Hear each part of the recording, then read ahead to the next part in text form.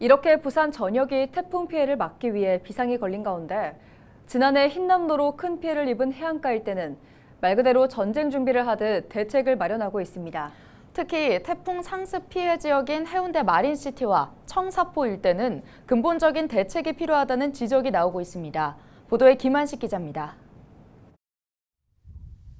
폭탄을 맞은 것처럼 변한 상가 내부. 진열대는 무너져 내렸고 장식과 집기들이 어지럽게 뒤엉켜 있습니다.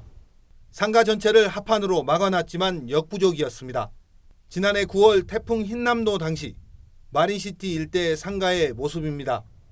방파제를 넘은 파도는 물폭탄으로 변해 일대 상가를 덮치면서 큰 피해가 발생했습니다. 6호 태풍 카눈이 북상 중인 9일 해운대 마린시티 일대 상가. 평소라면 한창 영업을 해야 할 시간이지만 보시는 것처럼 문을 닫고 만약에 발생할 수 있는 피해에 대비하고 있습니다. 한 상가 앞에는 이미 차수막이 설치됐습니다. 아예 상가 전체를 커다란 샌드위치 패널로 막기 위한 작업도 진행 중입니다. 지난해 큰 피해를 본 상인들은 이삿짐 센터를 불러 내부 집기를 모두 빼냅니다. 그래도 불안한 마음을 감추지 못합니다. 많이 불안하죠. 저번에도 안에 다 부셔져가지고 상당히 피해를 많이 봤거든요.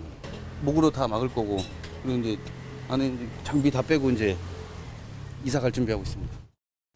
지난해 9월 흰남노 당시 큰 피해를 입었던 청사포 일대도 비상입니다. 건물 외부에 철근을 고정시킨 뒤 두꺼운 나무를 끼워 창문과 출입문을 막아놨습니다. 인근의 한 카페 바닥에 있는 돌덩이들은 지난해 태풍 흰남노 당시 밀려 들어온 것들입니다. 카페 유리벽과 현관을 막기 위해 철 구조물까지 만들고 있습니다. 실제 해운대 마린시티와 청사포 일대는 태풍 상습 피해 지역입니다. 바닷가와 바로 인접한 데다 낮은 방파제가 제 역할을 하지 못하기 때문입니다.